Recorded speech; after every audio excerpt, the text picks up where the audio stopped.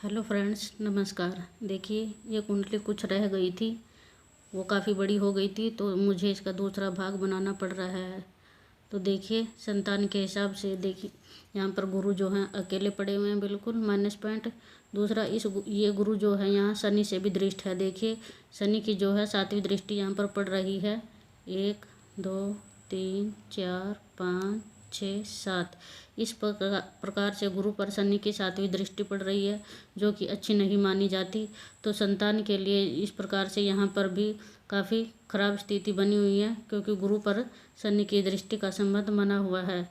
अब देखिए, मंगल की भी यहाँ संतान के घर पर जो है दृष्टि पड़ रही है। मंगल की दृष्टि भी विच्छेद पूर्ण मानी गई है और शनि की दृष्टि भी विच्छेद कराने वाली मानी जाती है। देखिए, मंगल की दृष्टि संबंध देख लेते हैं। 1 2 3 4, चौथी दृष्टि मंगल की यहाँ पर पड़ेगी। उसके बाद 5 6 7 8, तो मंगल की जो है 8वीं दृष्टि यहाँ पर संतान के भाव पर पड़ रही है। इस प्रकार मंगल की दृष्टि भी विच्छेद पूर्ण मानी गई है, तो यहाँ भी -पॉइंट संतान के लिए बना हुआ है। तो इस प्रकार से जो है काफ़ी खराब स्थिति संतान के पक्ष की तरफ से बनी हुई है। दो ग्रहों की दृष्टि का विच्छेदात्मक दृष्टि यहाँ पर संतान भाव पर पड़ रही है। दूसरा, गुरु को बल भी कहीं प्राप्त नहीं हो रहा है, क्योंकि गुरु भी बिल्कुल अकेले पड़े हुए हैं। ना ही किसी शुभ ग्रह की गुरु पर कोई दृष्टि यहाँ पर दिखाई दे रही है। हालांकि शुक्र की दृष्टि देख लेते हैं। 1 2 3 4 5 6 7, तो शुक्र की दृष्टि यहाँ पर पड़ रही है। ये एक +पॉइंट है। इस प्रकार से अगर संतति होती भी है तो काफ़ी विलम्ब से होने की संभावना यहाँ पर दिखाई दे रही है। दूसरा, देखिए, जब भी सूर्य मंगल का संबंध यहाँ से बनता है तो सुखों में तो काफ़ी बढ़ोतरी होती है।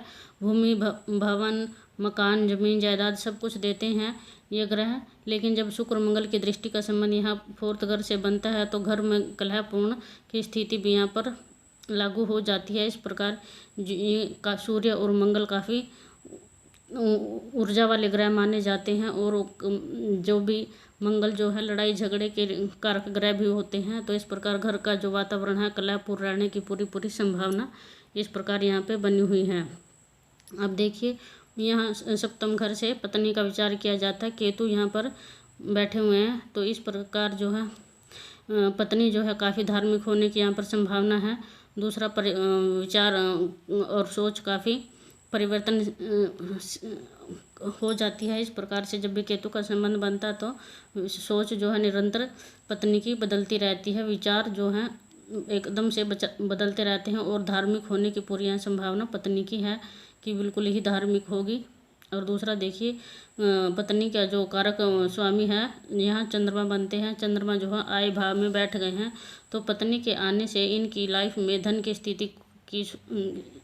की जो स्थिति है काफ़ी अच्छी हुई होगी, क्योंकि यहाँ से आय का विचार किया जाता है। इस प्रकार पत्नी इनके लिए भाग्यशाली भी होने की यहाँ पे संभावना है, क्योंकि पत्नी के आने से इनकी धन की स्थिति जो है काफ़ी अच्छी और मजबूत रहने की यहाँ पूरी संभावना बनी हुई है।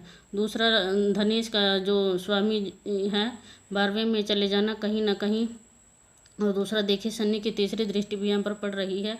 1 2 3, तो इस प्रकार जो है शनि की तीसरी दृष्टि का यहाँ पड़ना पैतृक संपत्ति और धन की पूरी धन की स्थिति जो है काफ़ी हानिपूर्ण यहाँ पर शनि कर देंगे, क्योंकि शनि की तीसरी दृष्टि विच्छेदात्मक मानी गई है और काफ़ी नुकसान कर देती है। इस प्रकार शनि की दृष्टि संबंध यहाँ धन से बना हुआ है, तो पैतृक संपत्ति और धन हानि की संभावना भी यहाँ पर बनी हुई है।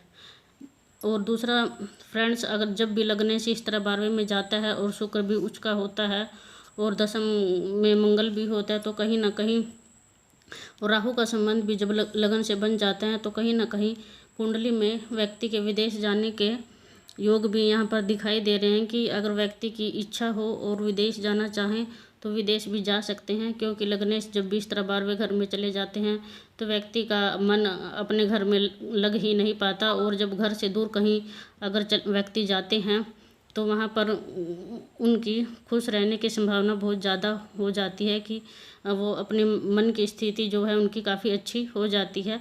और वैसे भी जब लग्नेश 12वें में जाता है तो कहीं ना कहीं विदेश योग यहाँ अपने आप ही बन जाता है।